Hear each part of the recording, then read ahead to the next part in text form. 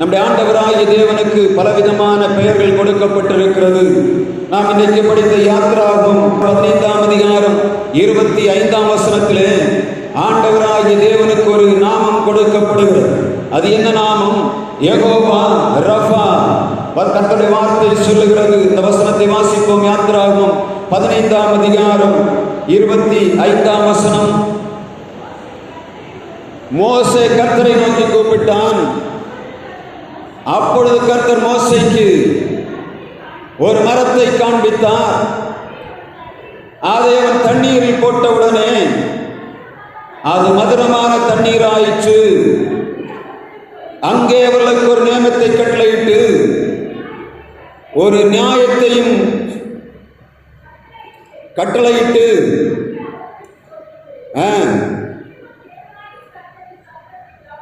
கவனமாய் கேட்டு அவர் பார்வைக்கு செம்மையானவைகளை செய்து அவர் கட்டளைகளுக்கு செவி கொடுத்து அவருடைய நியமங்கள் யாவையும் கை கொண்டால் நான் எகிப்தியருக்கு வரப்பண்ணின நோய்கள் ஒன்றை உனக்கு வரப்பண்ணேன். நானே உன் பரிகாரியாகிய கர்த்தர். நானே உன் பரிகாரியாகிய கர்த்தர். நானே உன் பரிகாரியாகிய கர்த்தர். ஆண்டவராகிய தேவன் தம்முடைய பிள்ளைகள் திருச்சபை கட்டி எழுப்பும்படியாக அவர்களுக்கு வார்த்தைகளை கொடுக்கிறார். அவர்களுக்கு எல்லா விதமான கட்டளைகளையும் கொடுக்கிறார். சும்மா கொடுப்பதில்லை. ஆண்டவருடைய பிள்ளைகள் வாழ்விலே சரீரத்திலும் ஆவியிலும் ஆத்மாவிலும் விடுதலை பெற்றவர்களாய் அவருடைய ஊழியத்தை செய்ய வேண்டும். அவருடைய உலகத்திலே வாழ வேண்டும் என்று சொல்லித்தான் ஆண்டவர் தம்முடைய வார்த்தையை கொடுத்தார். அவருடைய இரத்தத்தை கொடுத்தார். அவருடைய தூய ஆவியானவரை கொடுத்து திருச்சபையை வளர்த்தி வருகிறார். இந்த நாளிலும் இந்த திருச்சபைக்கு ஆண்டவர் கொடுக்கிற செய்தி, அவர் உங்களை விடுதலையாக்குகிற கர்த்தர். அவர் உங்களை நோய்களிலிருந்து விடுதலையாக்குகிற கர்த்தர் என்பதை நினைவில் கொள்ள வேண்டும். நாம் வாசித்த பகுதியிலே மிக முக்கியமான சம்பவம் என்னவென்று சொன்ன, இஸ்ரவேல் ஜனங்களை அடிமைத்தனத்திலிருந்து விடுதலையாகி செங்கடலை கடந்து வருகிறார்கள். பலத்த கையினாலும் ஓங்கிய புயத்தினாலும் இஸ்ரவேல் ஜனங்களை எகிப்தின் அடிமைத்தனத்தில் மீட்டெடுத்து வந்த ஆண்டவர் செங்கடலுக்கு முன்பாக வந்து நின்று ஜனங்கள் ஓலமிடுகிறார்கள். இரண்டு பக்கத்திலும் வனாந்தரம், முற்பக்கத்திலே செங்கடல், பிற்பக்கத்திலே பார்வோனின் சேனை காணப்படுகிறது. இந்த நேரத்தில் கர்த்தர் உங்களுக்கு கொடுக்கிற வார்த்தையை சரியாக நீங்கள் கேட்டுக்கொள்ளும்படியாக ஆண்டவர் உங்களை பார்த்து கேட்டுக்கொண்டிருக்கிறார். கர்த்தருடைய வார்த்தையை சரியாக நீங்கள் கேட்பீர்கள் என்று சொன்னார். இன்றைக்கு உங்கள் சரீரங்களுக்குள்ளே காணப்படுகிற நோய்கள் அற்று போகும். உங்கள் சிந்தனைகளை சிதறடிக்காதபடி ஆண்டவருடைய வார்த்தைக்கு நேராக நீங்கள் வரும்படியாக கேட்கிறேன். ஆண்டவர் விருதாவாக அடியனை கொண்டு வரவில்லை என்று தெரியும். உங்கள் பிள்ளைகளுடைய வாழ்விலே நீங்கள் ஆசீர்வாதத்தை பெற்றுக் கொள்ள வேண்டும். உங்கள் சரீரத்திலே உங்களுக்கு விடுதலை வேண்டும். எத்தனை வருடங்களாக சுமந்து கொண்டிருக்கிற நோய்களிலிருந்து விடுதலை தர வேண்டும் என்று சொல்லி ஆண்டவர் தாவல் உள்ளவராக இந்த இடத்திலே கலந்து வந்திருக்கிறார். சிந்தனைகளை சிதறடிக்காதிருங்க. கர்த்தருடைய வார்த்தை உங்களுக்கு நேராக வரும்போது உங்கள் உள்ளத்தில் ஏற்றுக்கொள்ளுங்க. உங்கள் சிந்தனைகளிலே ஏற்றுக்கொள்ளுங்க. இந்த இடத்தை விட்டு போகும் முன்பாக நீங்கள் உங்கள் சரீரத்திலே சுமந்து வந்திருக்கிற நோய்களிலிருந்து விடுதலையாகும்படியாக ஆண்டவர் விரும்புகிறார்.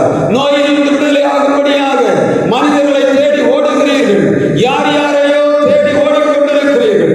திருச்சபையிலே ஆண்டவர் தம்முடைய வல்லமை வெளிப்படுத்தும்படியாகத்தான் அவருடைய தம்முடைய சேரத்தினாலே திருச்சபையை உருவாக்கி, ஊழியர்களை உருவாக்கி, அம்பாசிடர்களை உருவாக்கி, தம்முடைய பிள்ளைகளுக்கு விடுதலை கொடுக்கும்படியாக ஆண்டவர் சித்தமுள்ளவராக இறங்கி வந்திருக்கிறார். கர்த்தர் கொடுக்கிற நேரத்தை சிதறடிக்காதபடி பாதுகாப்பீர்களாக. எகிப்தின் அடிமைத்தனத்தில் விடுதலையாக வந்த ஜனங்கள் செங்கடலிலே வந்து வழி தெரியாதபடி அங்கராய்த்துக் கொண்டிருக்கிற நேரத்திலே ஆண்டவர் மோசேயை பார்த்து சொல்கிறார், மோசேயே, நீ ஏன் கூப்பிட்டுக் கொண்டிருக்கிறார்? ஒரு கையில் இருக்கிற கோலை நீட்டி சமுத்திரத்தை இரண்டாக பிளந்து விடு, ஜனங்கள் போவதற்கு வழி உண்டு என்று சொல்லி ஆண்டவர் மோசேக்கு கொடுத்த கட்டளை என்கிறதால் செங்கடலிலே வழி திறக்கிறது. வெளியே வந்து இஸ்ரவேல் ஜனங்கள் பாடி ஆரவாரிக்கிறார்கள். எங்கள் ஆண்டவரை அழிவித்திருந்து விடுதலையாக்கினார். செங்கடலை கடந்து இப்பொழுது வெளியே வந்து விட்டோம்.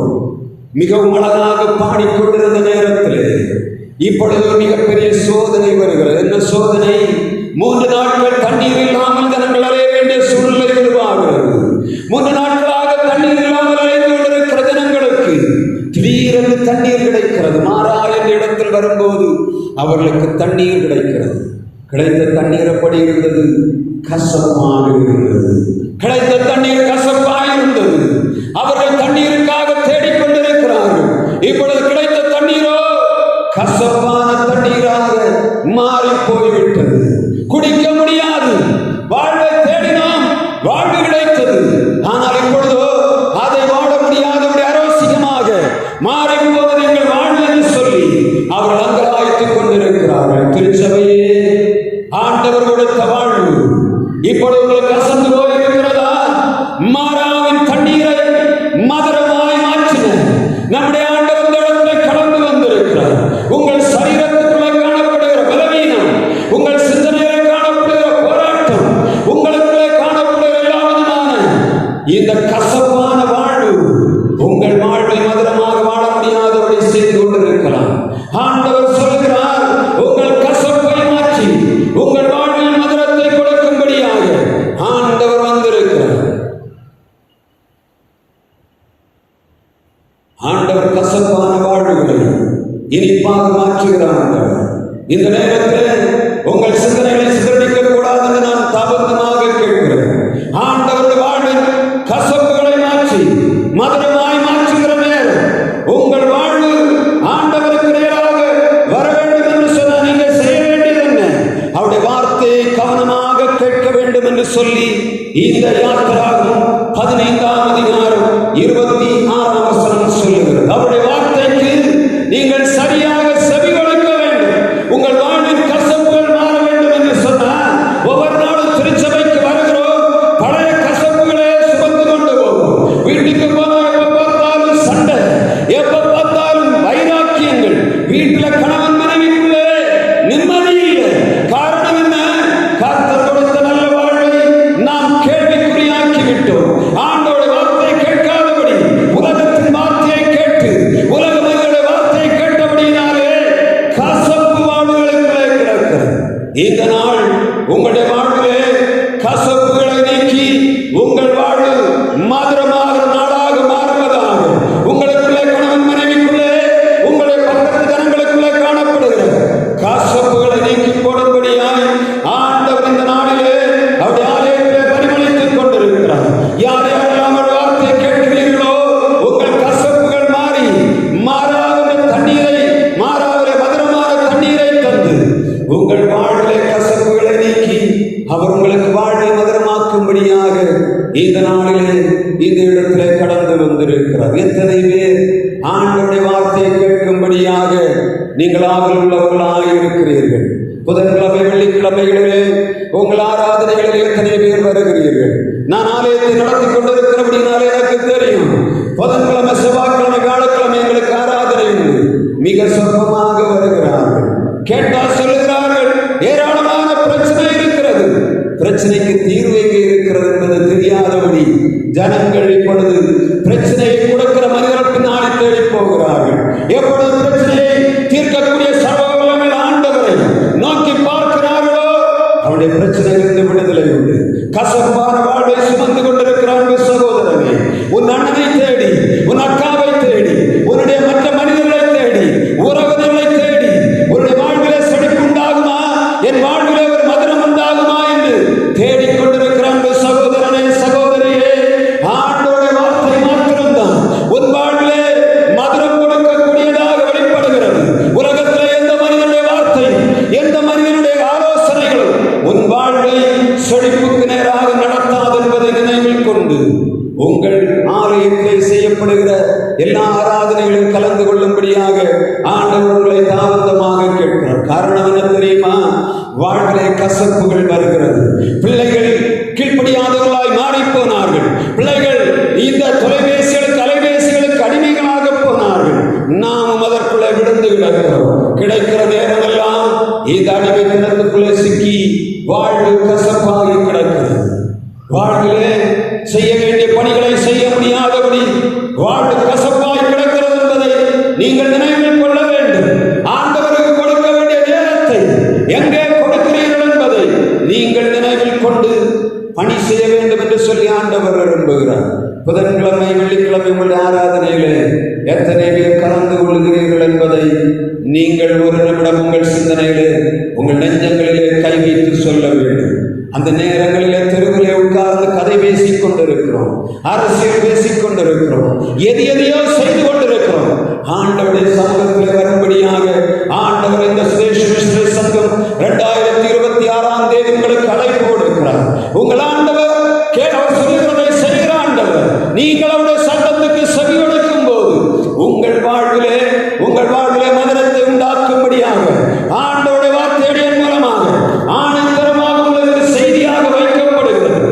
இதுவரையில் ஏனோதான் வாழ்ந்தது போதும் அன்பு சகோதரனே, அன்பு சகோதரியே, கர்த்தர் கொடுத்த நேரம் இந்த 1 மணி நேரம் நீங்கள் ஆண்டவருடைய சமூகத்திலே வர வேண்டும் என்று சொல்லி ஆண்டவர் விரும்புகிறார். ஆண்டவருடைய வார்த்தைக்கு செவி கொடுங்க, உங்கள் வாழ்வின் கசப்புகள் மாறி போகும். இரண்டாவதாக அப்போஸ்தலர் நடபடிகளிலே நாம் வாசிக்கிறோம் 9ஆம் அதிகாரம் 34ஆம் வசனத்திலே அங்கே ஒரு செய்தி சொல்லப்படுகிறது. வாசிக்கலாமா? அப்போஸ்தலர் 9ஆம் அதிகாரம் 34ஆம் வசனம். பேதுரு அவனை நோக்கி, ஐனேயாவே, நீ எழுந்து உன் படுக்கையை எடுத்துக்கொண்டு உன் படுக்கையை போட்டு நீ எழுந்து நட என்று சொன்னான். அடுத்தது உடனே அவன் எழுந்திருந்தான். 8 வருடமாக கட்டிலின் மேல் திமிர்வாதமாய் கிடந்த ஐனேயா என்று சொல்லக்கூடிய ஒரு மனிதனை நாம் அங்கே பார்க்கிறோம். யெகோவா ரஃபா, இயேசு அவர் உயிரோடு இருக்கும்போது அதிசயங்களை செய்தார். அதற்கப்புறமாக ஆண்டவராகிய இயேசு தம்முடைய சீடர்களுக்கு கொடுத்த கட்டளை என்ன? நீங்கள் புறப்பட்டு போங்கள், வியாதியஸ்தரை சுத்தமாக்குங்கள், பிணியாளிகளை சுத்தமாக்குங்கள், குஷ்டரோகிகளை விடுவீங்கள், பிசாசு பிடித்தவர்களை விடுதலையாக்குங்கள் என்று சொல்லி சீடர்களை கட்டளை கொடுத்து அனுப்பினார். அதே வல்லமை ஆண்டவராகிய இயேசு கிறிஸ்து மரித்து அடக்கம் பண்ணப்பட்டு பரலோகத்துக்கு போய் பரிசுத்த ஆவியை அனுப்பி அந்த பரிசுத்த ஆவியின் மூலமாக தேசத்திலே வெளிப்பட்டது. அவர் சொன்ன வார்த்தை பிரகாரம் பரிசுத்த ஆவி பெற்றுக்கொண்ட சீடர்கள் சர்வலோகத்துக்கு புறப்பட்டு போனார்கள். போரிடங்கள் எல்லாம் அதிசயங்களை செய்தார்கள். கர்த்தர் தம்முடைய வார்த்தையை உறுதிப்படுத்தினார். இந்த நேரத்தில் நாம் பார்க்கக்கூடிய இந்த செய்தி என்ன? ஐனேயாவே, எழுந்திரு. தன் படுக்கையிலே 8 வருடமாய் திமிர்வாதமாய் கிடந்த மனிதன், கண் மாத்திரம் தெரியும், உணர்வுகள் இருக்கும், வார்த்தை கேட்கும், செயல்பட முடியாது. இத்தனை வருடங்களாக அவன் கட்டப்பட்டு கிடக்கிறான். எத்தனை வருடம்? 8 வருடம். பேசுகிற வார்த்தை கேட்கிறது, ஆட்களை தெரிகிறது, ஆனால் செயல்பட முடியாதபடி அந்த திமிர்வாதம் அவனை முடக்கி போட்டிருந்தது. நமக்கெல்லாம் தெரிகிறது, வசனத்தை கேட்கும் போது எதையாவது செய்து விட வேண்டும் என்று நினைக்கிறோம். ஆனால் வசனம் சொல்லுகிறது, ஆண்டவர் விதைக்கும்படியாக புறப்பட்டார். விதைக்கும் போது சில வழி அருகே விழுந்தது, சில கற்பாறை நிலத்திலே விழுந்தது, சில முள்ளுள்ள இடங்களிலே விழுந்தது, சிலதான் நல்ல இடத்திலே விழுந்தது. இங்கே வசனம் சொல்லுகிறது, வாசனத்தை ஏற்றுக்கொண்டார்கள் புத்தர்களிலே காணப்படுந்த விதை என்று சொல்லுகிறவர்கள் வாசனத்தை ஏற்றுக்கொண்டார்கள். அவர்கள் ஆண்டவருக்காக கனிவெடுக்க வேண்டும் என்று எழும்பினார்கள். முட்களும் கற்களும் புதர்களும் அவர்களை ஆண்டவருக்கு பணி செய்ய முடியாதபடி தடை பண்ணி போட்டது. உலகத்தின் கவலைகள், உலகத்தின் ஆசாபாசங்கள், உலகத்தின் சிற்றின்பங்கள் நாம் செயல்பட முடியாதபடி நம்மை முடக்கி போட்டிருக்கிறது. திமிர்வாத காரனை போல செய்ய வேண்டும் என்று நினைக்கிறோம், ஆனால் செய்ய முடியாதபடி கைகள் கட்டப்பட்டவர்களாய், கால்கள் கட்டப்பட்டவர்களாய் கிடக்கிறோம். நம்முடைய வாழ்விலே ஆண்டவர் சொல்லுகிறார், ஒரு மனிதனை அனுப்பி அவருடைய வார்த்தையை விதைக்கும் போது ஐனேயா எழுந்திருந்தான். இந்த நாளில் ஆண்டவருடைய வார்த்தை எங்களுக்கு நேராக வருகிறது. சிற்றின்ப கவர்ச்சிகளுக்குள்ளே, ஆசாவாசங்களுக்குள்ளே, உலகத்தின் அடிமைத்தனத்துக்குள்ளே சிக்கிக் கொண்டு கிடக்கிற திருச்சபையே ஆண்டவர் சொல்லுகிறார், நீ எழும்ப வேண்டும், நீ எழும்ப வேண்டும். அது யாரும் கொண்டு வருவதில்லை.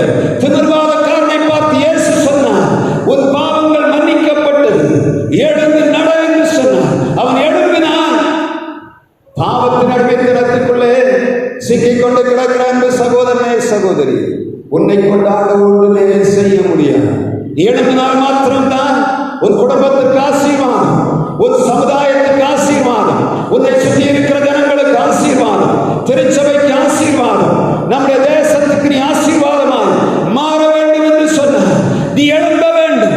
உன்னுடைய கைகளை நீயே கட்டி வைத்திருக்கிறாய், உன்னுடைய கால்களை நீயே கட்டி வைத்திருக்கிறாய். நீ சொல்லுகிறாய் யாரோ விடுதலையாக்க வேண்டும் என்று சொல்லி உன்னுடைய சிந்தனைக்குள்ளே ஒரு கட்டை நீ வைத்திருப்பாய் என்று சொன்னார். இந்த நாள் நீ விடுதலையாகிற நாள். ஆண்டவர் பரிசுத்த ஆவியானவர் உனக்குள்ளே கிரியை செய்கிற நாள். அவர் பெந்தேகோஸ்தே நாளன்று மேல் வீட்டறையிலே ஊற்றின அதே பரிசுத்த ஆவி இந்த நாளிலும் உங்கள் மத்தியிலே ஊற்றிக் கொண்டிருக்கிறார். யார் அவரை பார்த்து ஆண்டவரே இந்த தூய ஆவியானவரை நான் இழந்து விட்டேன், என் செய்கைகளினாலே என்னுடைய வாழ்வினாலே பரிசுத்த ஆவியானவரை நான் துக்கப்படுத்தி விட்டேன், செயலிழந்து கிடக்கிறேன். ஒரு காலத்திலே ஆண்டவருடைய பரிசுத்த ஆவியை பெற்றுக் கொண்ட நாட்களிலே எவ்வளவு அழகாக நான் வேலை செய்தேன். இப்பொழுதோ ஆண்டவருடைய பரிசுத்த ஆவியை இழந்து இப்பொழுது ஆண்டவரை துக்கப்படுத்திக் கொண்டிருக்கிறேன். பரிசுத்த ஆவியானவர் உங்களை எச்சரித்துக் கொண்டிருக்கிறார். ஆண்டவருடைய வார்த்தையை கேட்கும்படியாக வந்திருக்கிறார்கள். சகோதரியே, சகோதரனே, உன்னுடைய சிந்தனையை சிதறடிக்காது. ஆண்டவர் தம்முடைய நல்ல வார்த்தையை கொண்டு அடிமனமாக இடைவிட்டுக் கொண்டிருக்கிறார். சிந்தனைகளை சிதறடிக்காதீர்கள். ஆண்டவருடைய பரிசுத்த ஆவியானவர் உங்கள் மத்தியிலே இடைவிட்டுக் கொண்டிருக்கிறார். அவருடைய ஆவியை நீங்கள் கேட்கணும். ஆவியை அருளுமே தேவா, ஆவியை அருளுமே சுவாமி, எனக்காய் உயிர் கொடுத்த வானத்தின் அரசே. ஆவியை அருளுமே சுவாமி, எனக்காய் உயிர் கொடுத்த வானத்தின் அரசே. ஒவ்வொரு நாளும் பாடுகிறோம். ஆவியை அருளுமே சுவாமி, எனக்காய் உயிர் கொடுத்த வானத்தின் அரசு. நீங்கள் கேட்கும் போது ஆண்டவர் கொடுக்கிறார். கேட்கிறவன் பெற்றுக் கொள்கிறான் என்று கர்த்தருடைய வார்த்தை சொல்லுகிறது. உங்களுக்கு நீங்கள் பெற்றுக்கொண்ட பரிசுத்த ஆவி இந்த நாளிலே நீங்கள் வைத்திருக்கிறீர்களா என்பதை மாத்திரம் நீங்கள் தேடி பார்க்க வேண்டும். முள்ளுகள், உலகத்தின் ஆசாபாசங்கள், மனிதனுடைய செய்கைகள் பரிசுத்த ஆவியானவரை உங்களை விட்டு எடுத்திருக்கலாம். ஆனால் உங்களுக்கு அது தெரியவில்லை. தேவனுடைய ஆவி அவனுக்குள்ளே வரும்போது அது தெரியவில்லை. வெளியே போகும்போது அது என்ன செய்தது? அநேகரை அவனுக்குள்ளே வெளியே பரிசுத்த வெளியே போகிறது அவனுக்கு தெரியவில்லை. இன்றைக்கு திருச்சபை அப்படித்தான் இருக்கிறது. ஆண்டவருக்காக செயல்படும்படியாக எழுதின திருச்சபை இப்பொழுது அதன் தன்மையை இழந்து அதன் மகத்துவத்தை மறந்து இன்றைக்கு உலகத்தின் ஆசாபாசங்களுக்குள்ளே போறபடியினாலே ஆண்டவர் நிறைவேற்ற வேண்டிய பணியை தமிழக திருச்சபை கொண்டு செய்ய முடியவில்லை. பரிசுத்த ஆவியை பெற்ற திருச்சபை, ஆண்டவருக்காக வேறுபரிக்கப்பட்ட திருச்சபை, ஆசாபாசங்களிலிருந்து வெளியே வா, உன்னை பயன்படுத்தும்படியாக ஆண்டவர் சுத்தமுள்ளவராய் வந்திருக்கிறார். ஆண்டவருக்காக எழுந்த நாட்களை திரும்ப நினைத்து பாருங்க. எவ்வளவு ஆண்டவருக்காக ஓடினோம். இப்பொழுது கைகள் கட்டப்பட்டவர்களாய் கிடக்கிறோம். ஆண்டவர் சொல்லுகிறார், அவருடைய தூய ஆவியானவர் உங்களுக்கு இன்றைக்கு திமிர்வாதத்தில் விடுதலை ஆகும்படியான வல்லமை கொடுக்கும்படியாக இந்த இடத்திலே பரிமளித்துக் கொண்டிருக்கிறார். எத்தனை பேர் பெற்ற பரிசுத்த ஆவியானவரை இழந்து ஆண்டவரை துக்கப்படுத்திக் கொண்டிருக்கிறீர்கள். இந்த நாள் மனம் திரும்ப வேண்டிய நாள். பரிசுத்த ஆவியானவர் உங்கள் மத்தியிலே ஈடுபடுகிற நாள். இந்த நாள் நீங்கள் விடுதலை பெற வேண்டிய நாள். நீங்கள் எழும்ப வேண்டிய, நீங்கள் படுத்து கிடப்பது ஆண்டவருடைய சித்தம் அல்ல. நீங்கள் செய்ய வேண்டிய பணி, ஆண்டவர் உங்களுக்கு கொடுத்த பணியை நிறைவாய் செய்யும்படியாக நீங்கள் எழும்ப வேண்டிய காலம். மூன்றாவதாக நாம் படித்த லூக்கா 13ஆம் அதிகாரத்திலே சொல்லப்படுகிறது. லூக்கா 13ஆம் அதிகாரம் 12ஆம் வசனத்தை ஒரு வாசிக்கலாம். லூக்கா 13:12. இயேசு அவளை கண்டு தம்மிடத்தில் அழைத்து, ஸ்திரீயே, ஒரு பலவீனத்திலிருந்து விடுதலையாக்கப்பட்டார் என்று சொல்லி அவள் மேல் தன் கைகளை வைத்தான். உடனே அவள் நிமிர்ந்து தேவனை மகிமைப்படுத்தினாள். திருச்சபையே, அடியனை நோக்கும்படியாக கேட்கிறேன். உங்கள் சிந்தனைகள் சிதறடிக்காதபடி என்ன நீங்கள் பார்க்கும்படியாக கேட்கிறேன். உங்கள் சிந்தனையை செலவழிக்கும்படியாக இடம் கொடாதுங்க. தேவனுடைய வார்த்தை அது ஆவியானது, அது ஜீவனானது, அது வல்லமை உள்ளது.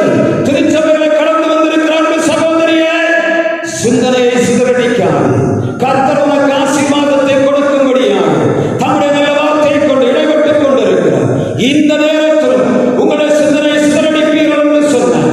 எப்படி என்று தெரியவில்லை. வாசனம் சொல்லுகிறது, 18 வருஷமாய் கட்டப்பட்டு கிடந்த கூனி திருச்சபையில தான் இருக்கிறார். எங்க? வெளியில இல்ல, திருச்சபைக்குள்ளே 18 வருஷமாய் கட்டப்பட்டு கிடக்கிற கூனி. அங்கே எல்லா ஆட்களும் உண்டு, பிரதான ஆசாரியர்கள் உண்டு, வேதபாரகர்கள் உண்டு. ஆனால் கூனியிடத்தில் காணப்படுகிற பிரச்சனை என்பதை கண்டுகொள்ள முடியவில்லை. கர்த்தருடைய வார்த்தை சொல்கிறது, இயேசு அங்கே வருகிறார். 18 வருடமாக கூனியாக இருந்த ஒரு ஸ்திரியை பார்த்து அவளை தொட்டார். அவள் நடந்தாள் என்று சொல்லப்படுகிறது. காரணம் என்ன என்று தேடி பார்த்தா வசனம் சொல்லுகிறது, 18 வருஷமாய் பலவீனப்படுத்துகிற ஆவியை கொண்டிருந்த ஒரு ஸ்திரீ. 18 வருஷமாக பலவீனப்படுத்துகிற ஆவி, எவ்வளவு நிமிரக்கூடாது கூனியாக இருந்த ஸ்திரீ. கொஞ்சம் யோசித்து பாருங்க. 18 வருஷம் கூனி இந்த திருச்சபைக்கு வந்து கொண்டிருந்த ஒருத்தியை ஆண்டவர் விடுதலையாக்கினார். இந்த இடத்திலும் நிமிர்ந்து நடக்க முடியாதபடி, சிந்தனையை தூக்கி முகத்தை மற்றவர் மத்தியிலே காட்ட முடியாதபடி, அவமானத்துக்குள்ளே, நிந்தனைகளுக்குள்ளே, பரியாசங்களுக்குள்ளே கிடக்கிற அன்பு சகோதரனே, சகோதரியே, இந்த திருச்சபைக்குள்ளே வர முடியாதபடி இந்த பகுதியிலே கூறி குறுகி போய் கிடக்கிற அன்பு சகோதரியே, சகோதரனே, அடிய வார்த்தை எந்த இடத்தில் கேட்டுக்கொண்டிருந்தாலும் சரி, ஆண்டவர் உன்னை சுகப்படுத்தும்படியாக, உன்னை விடுதலையாக்கும்படியாக கர்த்தருடைய வார்த்தை வெளிப்பட்டுக் கொண்டிருக்கிறது. இயேசு ஜெபாலயத்தில் அன்றைக்கு பிரசங்கம் பண்ணி கொண்டிருந்தார். அப்பொழுது பலவீனப்படுத்துகிற ஆவியை அவர் கண்டுகொண்டார். ஒரு கூனியை விடுதலையாக்கும்படியாக ஆண்டவர் அந்த இடத்திலே கடந்து வந்தார். இந்த நாளிலும் உங்களுடைய சிந்தனையை, உங்களுடைய முகத்தை காட்ட முடியாது அவமானத்தை சுமந்து கொண்டு, இந்த பலவீனப்படுத்துகிற ஆவியை சுமந்து கொண்டிருக்கிற அன்பு சகோதரனை, சகோதரியே, ஆண்டவர் சொல்லுகிறார், இந்த நாள் உனக்கு விடுதலையின் நாள். இந்த சுதேச சங்கத்தின் இந்த மார்ச் மாதம் 16ஆம் நாள் உன்னுடைய வாழ்விலே விடுதலை கொடுக்கிற நாள். மார்ச் மாதம் 15ஆம் தேதி இந்த 2026ஆம் வருஷம் உன்னுடைய இந்த கூறி போகக்கூடிய சூழ்நிலை விடுதலை ஆகிற நாளாய் மாறுவதாக.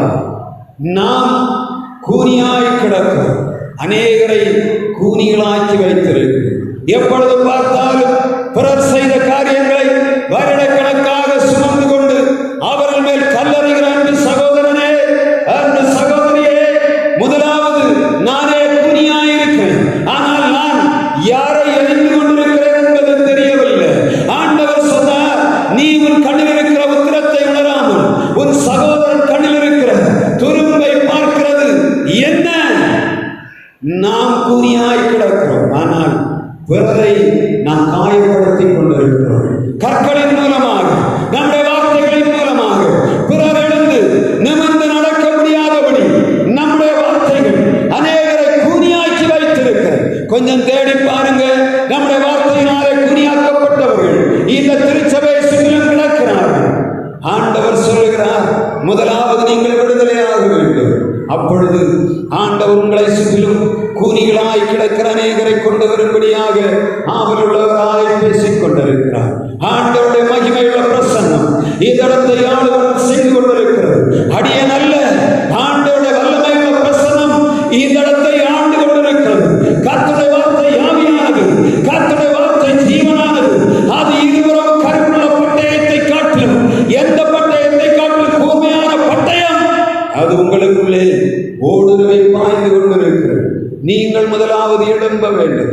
உங்களை சிந்தனையை கட்டி வைத்திருக்கிற கட்டுகள் அறுக்கப்படும். வருஷ கணக்காக ஒரு சிந்தனை, நான் இதனால் விழுந்து கிடக்கிறேன், என்னால் எழும்ப முடியவில்லை, நான் கூனியாய் கிடக்கிறேன் என்று சொல்கிறான். சகோதரனே, சகோதரியே, உலகத்தை பார்த்தால் நீ எழும்ப முடியாது. மற்ற மனிதனுடைய கற்களை நீ வாங்கிக் கொண்டாய் என்று சொன்னால் எழும்ப முடியாது. நீ முதலாவது அவைகளை விட்டுவிட வேண்டும். உலகத்திலே எல்லாம்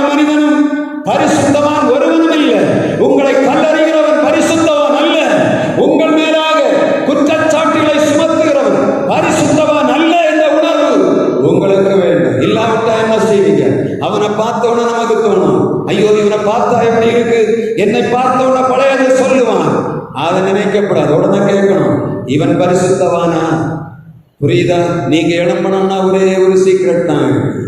உங்களை குற்றப்படுத்தி கொண்டிருக்கு, உங்களை நிமிர்ந்து நடக்க முடியாதபடி செய்கிற எந்த மனிதர்களை நீங்கள் சட்டை பண்ணாதிருப்பீர்கள் என்று சொன்னார், உங்கள் கூலித்தனத்திலிருந்து எழும்ப போகிறீர்கள். நீங்கள் ஆண்டவருக்கு விசேஷமானவர்கள், நீங்கள் ராஜரிக ஆசாரிய கூட்டம், நீங்கள் தெரிந்து கொண்ட ஜனம், ஆண்டவருக்காக பெரிய காரியங்களை செய்ய வேண்டிய நீங்கள் கூனியாய் கிடப்பது ஆண்டவருடைய சித்தம் அல்ல. அதைத்தான் ஆண்டவர் சொல்லுகிறார். 18 வருஷமாய் கூனியாய் கிடந்த வர்த்தியை எழுப்பை ஆண்டவராலே கூடும் என்று சொன்னார். இந்த வார்த்தை சுமந்து வந்திருக்கிற ஆண்டவருடைய வார்த்தை மூலமாக உங்களுக்கு விடுதலை உண்டு. முதலாவது, நீங்கள் பிறருடைய கல்லறைகளை தூர போட வேண்டும். இரண்டாவது, நாம் கல்லறைகிறதை கொஞ்சம் பார்க்கணும். அநேகரை நாம் கல்லறைந்து கூனிகளாக்கி வைத்திருக்கிறோம். எப்ப பார்த்தாலும் சொல்லுகிறோம், ஒன்ன தெரியாதா, நீ அதை செய்தவன் அல்லவா, நீ அதை செய்தவன் அல்லவா, இப்ப என்ன பெரிய பரிசுத்தமானாக வந்திருக்கிறாய் என்று கேட்கிற வார்த்தைகளை தூக்கி தூர போட வேண்டும். நம்ம நினைக்கிறோம் நம்ம சரியாக செய்கிறோம் என்று சொல்லி இல்லை. அநேகரை நீங்கள் கல்லறிந்து கூனிகளாக்கி வைத்திருக்கிறீர்கள். ஆண்டவர் சொல்லுகிறார், நான் கூனித்தனத்தில் எழும்ப போகிறேன். அதை போல பிறரை காயப்படுத்தி கூனியாக்குகிற பட்டணந்த எண்ணத்தை இதனோடு மாற்றப் போகிறேன். தேவ ஆவியானவரோடு இடைப்பட்டுக் கொண்டிருக்கிறார். எனவே இந்த நாள் உங்களை ஒப்புக் கொடுக்கிற நாளால் மாறுவதாக. மாறாவின் கசப்பு வாழ்வை சுமந்து கொண்டிருக்கிற உங்களுக்கு மதுரமான தண்ணீராய் மாற்றி உங்கள் வாழ்க்கை செழிப்பாக்கும்படியாக உங்களுக்குள்ளே காணப்படுகிற கசப்புகளை நீக்கி விடுங்கள். வீட்டில் கணவன் மனைவியும் பேச்சு இல்லை, மேல கணவன் வாழுகிறார், கீழே மனைவி வாழுகிறார், பிள்ளைகள் எங்கேயோ வாழுகிறார்கள். கசப்பு, இந்த கசப்பை தூக்கி போடணும். என்ன சொல்லணும்? திருமணத்தில் இணைக்கப்படும் போது சொல்லுகிறார்கள், என்ன சொல்லுகிறார்கள்? திருமணத்தில் இணைக்கப்படும் போது வாழ்விலும் தாழ்விலும் இன்பத்திலும் துன்பத்திலும் சுகத்திலும் சுகவீனத்திலும் உயிருள்ள நாள் வரையில் நான் இவருக்கு பணிவிடை செய்வேன், நான் இவளை நேசிப்பேன் என்று வாக்கு கொடுக்கிறோம். ஒரு பிள்ளை பிறந்து 2 பிள்ளை பிறந்த உடனே அவரை தூக்கி வெளியே போடுகிறார்கள், அவர்களும் இவர்களை தூக்கி வெளியே போடுகிறார்கள். வாழ்விலே கசப்புகள். அந்த நாளை நினைவில் கொள்ளணும். முதல் நாள் இணைக்கப்பட்ட நாளிலே நீங்கள் கொடுத்த உடன்படிக்கை நினைவில் கொள்வீர்கள் என்று சொன்னார். உங்கள் வாழ்விலே கசப்புகள் நீங்கி போகும். வீட்டுக்குள்ளே வரும்போது எவ்வளவு விட்டு கொடுத்தீர்கள், இப்பொழுது எங்கே இருக்கிறீர்கள், எவ்வளவு தூரத்தில் இருக்கிறீர்கள் என்று பாருங்கள். முதலாவது உங்கள் வீடுகளுக்குள்ள ஆல்பம் இருக்கும் என்று சொன்னால் எடுத்து இன்றைக்கு வீட்டில் போய் பாருங்க. பார்க்கும்போதுதான் தெரியும் நீங்க எப்படி கடந்து வந்திருக்கிறீங்க, உங்கள் வாழ்க்கையில எப்படி காணப்படுகிற கசப்பு என்ன என்பது உங்களுக்கு தெரியும். கையில் ஆல்பம் வைத்திருக்கிறீங்களா? வீட்டில் போய் இன்னைக்கு பாருங்க. குடும்பமாக கணவன் மனைவியா பாருங்க. அவர் என்ன செய்தார், இவர் என்ன செய்தார், அவள் என்ன செய்தாள், இவள் என்ன செய்தாள் என்று சொல்லி மாறி மாறி கல்லறைகளை விட்டு இன்றைக்கு புதிய வாழ்வை தொடங்கும்படியாக ஆண்டவர் உங்களை ஆவலோடு கேட்கிறார். திருச்சபை வளர வேண்டும் என்று சொன்னார், குடும்பம் சமாதானமாக இருக்கணும். திருச்சபை பணி செய்ய வேண்டும் என்று சொன்னார், குடும்பத்துக்குள்ள என்ன இருக்கணும்? அன்பு, ஐக்கியம் இருக்கணும். அதை போல இரண்டாவதாக நாம் பார்க்கிறோம், இந்த 8 வருஷமாய் அந்த இடத்திலே திமிர்வாதமாய் கிடந்த அடுத்தவர்களை குறை சொல்லி பிறர் மேலே கல்லறைந்து அவருடைய பாவங்களை சுமந்து கொண்டிருக்கிற அன்பு சகோதரனே, சகோதரியே, இந்த நாள் உங்களுக்கு விடுதலை நாளாய் மாறுவதாக. 18 வருஷமாக சுமந்து கொண்டிருக்கிற அநேகருடைய சிந்தனைகளை நீங்க பார்த்தீங்கன்னா தெரியும். எனக்கும் உண்டு, பேசிக்கொண்டிருக்கிற எனக்கும் உண்டு, கேட்டுக்கொண்டிருக்கிறவங்களுக்கும் உண்டு. ஒருவன் செய்த நமக்கு செய்த தீமை, நன்மை செய்தவர்கள் தீமை செய்தார்கள், சிந்தனை விட்டு ஒரு காலமே அகலாது. வருட கணக்காக சுமந்து கொண்டு வருகிறோம். இது நம்முடைய சரீரத்தை பாழ்படுத்தி கொண்டிருக்கிறது, நம்மை எழும்ப முடியாதபடி கூனியாக்கி வைத்திருக்கிறது. சிந்தனையிலே வரக்கூடிய அந்த வார்த்தைகளானது, காதுகளுக்குள்ள கேட்கக்கூடிய வார்த்தைகள், நம்மை அவர்கள் கஷ்டப்படுத்தினவைகள் அனைத்தும் நம்மை முடக்கி போட்டிருக்கிறது. எழும்பும்படியாக ஆண்டவர் சொல்லுகிறார். எடுத்து வெளியே வைக்கணும். ஆண்டவரே, உங்களுடைய சிலுவை அடிவாரத்திலே வருகிறேன் ஆண்டவரே. இந்த தவ காலத்திலே என்னை சமர்ப்பிக்கிறேன் ஆண்டவரே. நம்ம எழுப்பலாமா? இந்த சிலுவையின் பாடல் நாம் இன்னைக்கு செய்கிறப்பான அந்த பாட்டை ஒரு அடியை நாம் பாடப்போகிறோம். எழும்புவோம். எழும்பி ஒப்பு கொடுக்கும்படியாக ஆண்டவர் கேட்கிறார். சிலுவை நாதரே சொல்லு, பேரொளி வீசும் தூய கண்கள் என்னை நோக்கி பார்க்கின்றன, தம் காயங்களையும் பார்க்கின்றன. பாடலாமா? அல்லேலூயா. சிலுவை நாதர் இயேசுவின் பேரொளி வீசிடும் தூய கண்கள் என்னை நோக்கி பார்க்கின்றன, உம் காயங்களை பார்க்கின்றன. என்னை நோக்கி பார்க்கின்றன, தம் காயங்களை பார்க்கின்றன. சிலுவை நாதர் இயேசுவின். அன்பு நல்ல தெய்வமே, நாங்கள் உமக்கு நன்றி செலுத்துகிறோம். இந்த நாளிலும் உம்முடைய பிள்ளையுடைய வாழ்விலே நீர் கொடுத்த நல்ல வார்த்தைக்காக நன்றி செலுத்துகிறோம். வாழ்வின் கசப்புகளை சுமந்து கொண்டு எல்லா நன்மைகளையும் ஆண்டவர் கொடுத்தும் எல்லாவற்றையும் மறந்து போய் கசப்புகளுக்குள்ளே வேதனைகளுக்குள்ளே கிடக்கிற ஜனங்களை கர்த்தரைக்கு ஆரோக்கியமாக்கின தயவுக்காக நன்றி செலுத்துகிறோம். புதுவாழ்வு மலரட்டும் ஆண்டவரே. திருச்சபை அங்கத்தினர்கள் புதுவாழ்வு வாழட்டும் ஆண்டவரே. இந்த பகுதியை சுற்றிலும் அடியுடைய வார்த்தை கேட்டுக் கொண்டிருந்த ஜனங்கள் யாராயிருந்தாலும் அவருடைய வாழ்விலே ஒரு வளர்ச்சி உருவாகட்டும். கசப்புகள் நீங்கட்டும் ஆண்டவரே. குடும்ப வாழ்விலே இன்பம் பிறக்கட்டும். கடந்த நாட்களை நினைத்து தம்முடைய வாழ்விலை சபை பண்ணும்படியாய் கிருபை தருகிறார்கள். 8 வருடமாய் திமிரவாதமாய் படுத்திருந்த இணையாவை போல அநேகர் ஆண்டவருடைய வார்த்தையை கேட்டும் சிற்றின்ப கவர்ச்சிகளுக்குள்ளே மூளை கிடக்கிறதை காண்கிறீர் ஆண்டவரே. கர்த்தருடைய நன்றி செலுத்துகிறோம். 18 வருஷமாய் இந்த கூனியாயிருந்த சகோதரியை போல அநேக தங்கள் வாழ்விலே பிறர் செய்த தீமைகளினாலே கட்டப்பட்டு கிடக்கிறதை நீர் காண்கிறேன். எழும்படியாய் கர்த்தர் இரக்கம் பாராட்டும்படியாய் ஜெபிக்கிறோம். அற்புதமான கரங்களிலே பிள்ளைகளை தாழ்த்துகிறோம் ஆண்டவரே.